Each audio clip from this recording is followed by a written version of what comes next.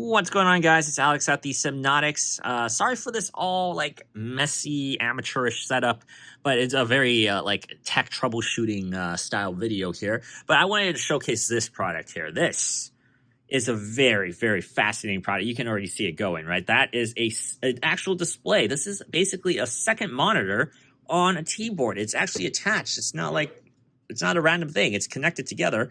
And I have it mounted with this setup here. It's a little different from my home setup. This is my office. We haven't really done much here, but I couldn't get it working at home. And I'll talk about that in a second why. But I finally got it set up here. Here's the product. This is the FICIHP. I don't know if that's literally what they said in the video. The one video they had on Kickstarter. I think it's FICIHP or FICIHP. I don't know what they prefer to be called. But this is the K2. And that is an actual monitor. This is a actual monitor, a touchscreen monitor attached to a keyboard. It's built in one. It's a unibody. Very cool product. It took me a little bit to get it to work, and I'll show you guys what I'm talking about, why it took me a while to get it to work. But essentially, this is a second display that connects to your graphics card, your PC, using the HDMI connector. So what they provide you with is two forms of connection. The first form is to use on like a traditional tower, and that's what we have here. So this is a USB-C connector here. Oh yeah, there's also two USB-A ports. That's the power button, and two one plus and one minus button to adjust brightness and stuff. But right here is our USB-C cable that actually splits. So it's a three-part cable connector. Sorry for the mess here once again. But this right here is an HDMI cable at the end of it. And as you can see, it splits to two USB-A ports that also have to plug into your PC. So this HDMI goes into, of course, your graphics card slot where you would plug in your monitor, and those two go into regular USB slots. And it essentially displays as a monitor, a touchscreen monitor. So my trouble was that I was not able to get this working with my Mac Mini because I only have one HDMI slot on the M1 Mac Mini. And I think I use a 21:9 like really widescreen display. You guys have seen it in our videos on the Sypnotix. So I've never really needed a dual display, so I didn't have the proper stuff to get it working. Here, on the other hand, I just hooked it up with a display port to my Acer Nitro monitor here, my cheap Nitro monitor that we also reviewed on the channel before. So that's how I got this finally working, because one is using DisplayPort and one is using HDMI. If you have dual monitor setups, then you got your work cut out for you, because you also need to find a way to hook this up as a display. So you're gonna have a 3-monitor setup essentially. So yeah. Think of this as a second display. You have to figure out how you're going to plug this in. If your graphics card only has one HDMI slot, you got to figure that out yourself, get a splitter or something like that. So go into that with that in mind. You have to plug all three of those things in. However, if you have a laptop, I'll show you guys on this paperwork here.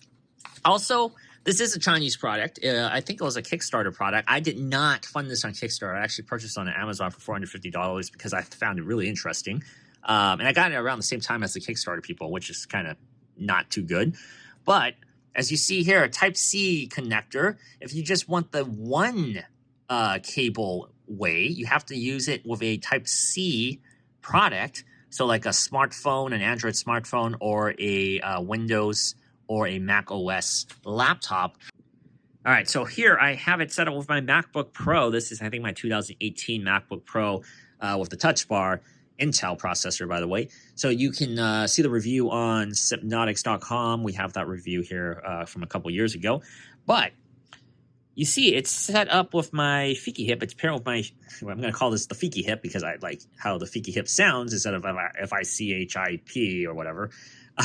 But it only has one cable here. As you can see, it's USB-C to USB-C single cable. That is the power of USB-C. As you can see, your power and data in one cable, whereas you see this one is split into that 3-prong at the end. Much cleaner, much easier to transport.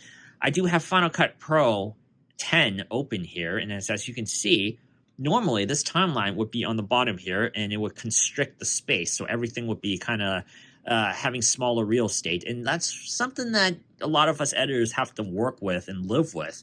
Photoshop as well. You got to work with just whatever display case you have here. However, now that we have this, I move the timeline on here, and it just, look how much space it frees up for the viewer. And the timeline itself has so much more room for you to operate. Like, look at that. I'm playing that with the video going at the same time. Like, I just think this is it. Like, this is what I invest in technology for. I purchase all these tech things to review for things like this. I get excited to see products like this. So many tech products come out now, and they barely move the needle. Like, it's just stale. It doesn't change your life.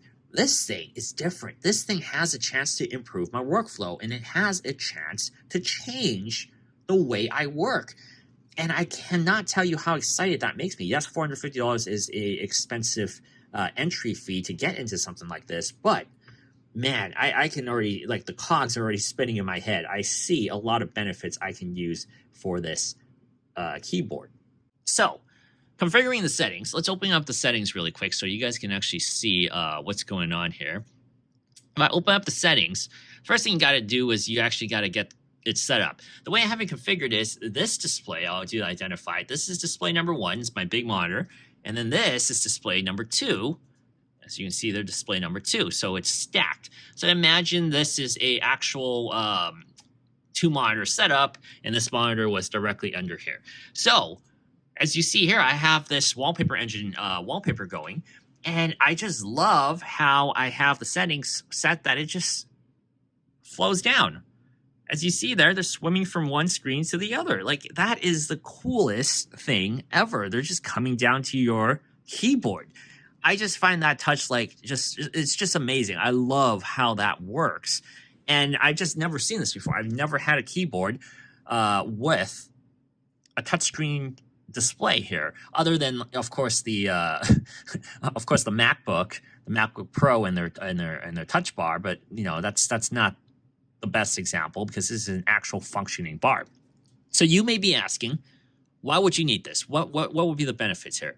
Well, the first benefit is, now that I'm using this at the office, I can't really show you guys specific things I do here on my day job, but here, I'll just show you guys. I have a Chrome tab here. However, on the daily, I do use Microsoft Teams for my workflow. So if I open Microsoft Teams, I just opened it there. I'm going to try not to close up on that. But I could say, hypothetically, I had my spreadsheets open. I had some PDFs and things like that I needed to be signing and working with. While working with somebody on Microsoft Teams, I don't have to waste real estate on my main display, because I could simply just keep this here and have my conversations here, and I don't ever have to alter what's going on up here. That is an awesome thing. I really think that is really beneficial, to be honest. And I could just see this working in many different ways, because you can use this for whatever chatting apps you use. If you're using on a Mac OS, you can use it with iMessage or whatever. You can have your text messages going on right here while you're still working on your functions up here. It's also a touchscreen, right? So it functions essentially like a trackpad. I can essentially use this as a trackpad as well. So there's a lot of really cool things you can do here. One thing I do want to show really quickly too is they recommend you configure the tablet options, because I mean, it's a display, but it's also a touchscreen display. So if you go over to tablet, if I turn always use tablet mode, then now it essentially is a trackpad. So as you can see here, I'm literally, if I stretch back enough, you can see me highlighting. That is actually pretty darn cool. It becomes like a welcome tablet interface on your keyboard. It's attached to the keyboard. The keyboard itself is pretty good too. It's a nice mechanical keyboard. I love the clicks on it. I'll go in more depth about the keyboard in our review of it, so our written review at Sypnotix.com. So if you want to read more about the keyboard itself, go check that out. But this is not important. Honestly, this is just a decent keyboard. It's a good, solid keyboard, but this is the star of the show. So I'll probably do more videos on this in the future, but I just wanted to get this video out there on YouTube, show people that this thing does exist, that it does actually work. If you want to see more, if you want me to do more examples on this and try out other platforms on it, like I said, I had a little bit of trouble, but now I think I understand how to get it working. Leave me a comment below what you want to see, and I'll see you guys in more videos very soon. The other day, my house was leaking, and I was like, oh my gosh, I don't know what to do about this. I'm a tech guy. I only know tech, so how do I fix that? And then you subscribed and you fixed it, so thank you.